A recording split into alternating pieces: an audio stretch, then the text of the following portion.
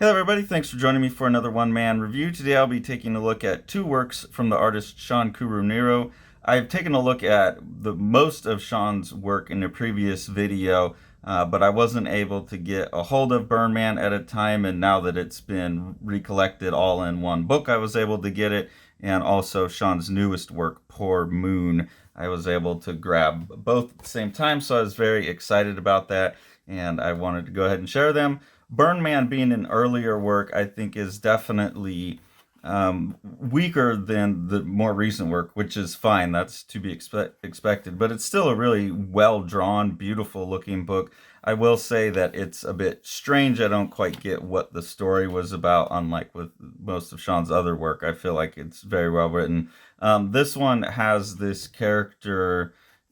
You start out with this character like in a park, in a zoo somewhere in New York, I think, and he's got a letter and he's burning himself, and it seems to cause like a some kind of psychic breakdown. And the book's like a pretty psychedelic, poetic experience. But you can see some of the really powerful art. This is earlier stuff, so you can also still see Shawn like pulling from a lot of different influences coming together, like searching for his own voice, which is very well established by the time you get to Poor Moon. That's one of the things I like about Shawn's body of work is there's this constant searching and seeking and growing. So I'm assuming what's in Poor Moon's not the final state either.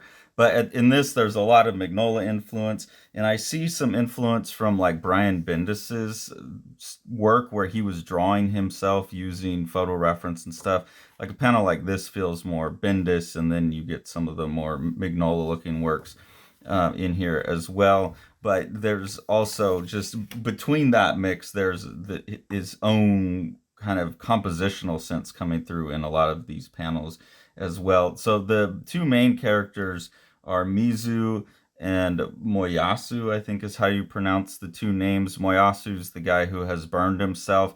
There are definitely some flashback sequences where Mizu has given Moyasu a book called Persimmons that you come to find out later is something written by her father. There's a letter he has from her, and there's definitely the sense that she's died, so he's doing this burn ceremony in the park to get back in touch with her or something. But it gets pretty strange from there. There's some really beautiful sequences, though, like here's just a sequence. I don't know who this character is, but talking about these burn rituals and things like that. You can see the Magnolia influence, but also, panels like this is not something Magnolia would do quite in that same way, but that's very Magnolia. So you see an artist taking an influence and expanding upon it.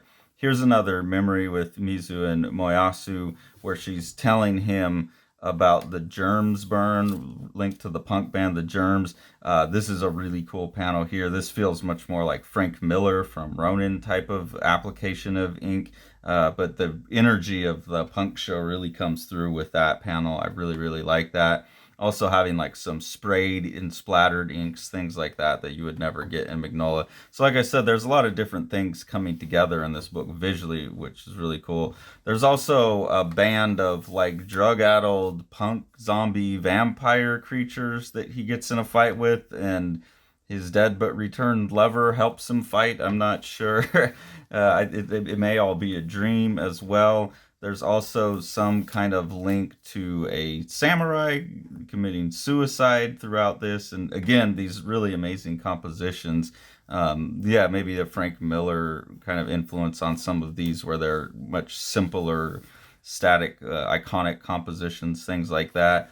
There's a cop named Murphy's Law, who speaks of himself in the first person, who encountered Moyasu like burning himself and going crazy in the zoo earlier in the book and is now finding him later in the book. So I'm not sure what all the story adds up to. There's a suggestion towards the end that maybe it's all just a bad dream that the character had. So it's definitely a surreal, poetic kind of book. But for me, the imagery is cool enough that it's like, I enjoyed it all the way through, even though I don't totally know what it's about. And then you also get some unadjusted, like original ink drawings, looks at that in the back. I don't know if this is part of the composition here or if this was mark making practice. It feels a bit like both, like using mark making practice to surround a frame around these compositions. Very Mignola stuff here.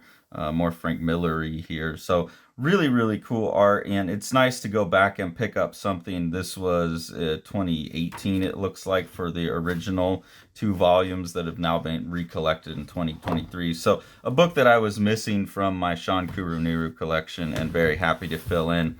And then jumping forward to 2023, his newest work, Poor Moon, you really see the development of the artist and the development of the writer and all of that. So here we have a book where now Shawn is in his like much more solidified style. Like, I'm not seeing as many references throughout the book to other artists, and the style's not kind of jumping around per panel. The 2 artists that I do think of when I look at this are fellow Living the Line artist Matt Battaglia. What he did on House of Fire, having the very like brushy dry brush work all throughout, and then having the second layer of the red with the dry brush work. So very similar in like production tricks and the dry brushy work and all of that. Some of these faces kind of remind me of Sean Phillips as well, so I think that's another influence maybe that's being picked up on, but a much more consistent vision that incorporates all of the beautiful things of Kuruneru's earlier work, but I think with the dry brush and just becoming a better artist and cartoonist in general, you get a much better book. This book is a simpler story as well, about a cowboy who sets out to he becomes a bounty hunter, and he's going to do his one final bounty. He's got like a bounty hunter arch enemy who's also always out to get him and stuff, and so that's kind of driving the major thrust of the book there. This is the character here, the other bounty hunter, Algar. Don't put sticky notes on your books. These ones, something about this, the ink is coming off, which is really unfortunate, but I guess most people aren't putting sticky notes in their books. That never happens. So something about how this is printed, it feels like it's digitally printed. I'm not sure. The production on it's really nice. It's really beautiful. So I've totally messed up here. But you get these, here you get what the real thrust of the story is the final person that he's supposed to go get is this female killer named Cassie, and he finds out the reason why she's been killing and stuff and grows an affinity for her. And so the rest of the book is kind of him turning from being the bounty hunter to being a protector of sorts, and it turns into somewhat of a love story. I don't think that's, even though that's like halfway through the book, that kind of gives you the thrust of the plot without spoiling all of everywhere it goes. So a really gorgeous book, absolutely beautifully illustrated, beautifully printed. I love the production trick. It's very obvious that Shawn Kuruneru did what Living the Line Shawn and Matt did with House on Fire, as well as drew these on separate layers so they could be put together digitally and still preserve like all of the details. It's a really beautiful look, a look like I really, really enjoy. And then in the back of the book, you get some of these just illustrations here without spoiling the ending. You get a sense of like how powerful some of the illustrations are in this book. So really enjoyable book. It's really enjoyable to see the arc, like getting an artist's earlier work and getting an artist's more recent work, seeing the art and improvement. And then that, like I said, having seen a lot of Shawn's other work, seeing that constant change and trying things and improvement. I don't think Poor Moon is stylistically where he's going to wind up for the rest of forever either. So that's really exciting. Anytime I find an artist who's pretty prolific like Kuruneru is and seeing constant evolution in what they're doing, it always makes me excited for whatever the next thing is from them. And this artist is definitely someone I will continue buying anything that they put out. And I would suggest you all do the same. House on Fire by Matt Battaglia is just gorgeous book where Matt's kind of making an emotional response to the years of COVID and wrapping that into a sci-fi dystopian future that really the sci-fi dystopian's backgrounded, and you're focused on the emotional journey of 2 characters in a really beautiful way. And then that's enhanced by Matt's like really awesome, loose, kind of Paul Popish dry brush work. And then Shawn and Matt have worked to get this second kind of orange spot color in there that's going to look really, really beautiful, and has allowed Matt to use his dry brush technique to add tone to the thing too. So with Shawn's production technique, this is going to be a gorgeous book with a lot of heart. Make sure to like, smash that subscribe button, and ring that bell.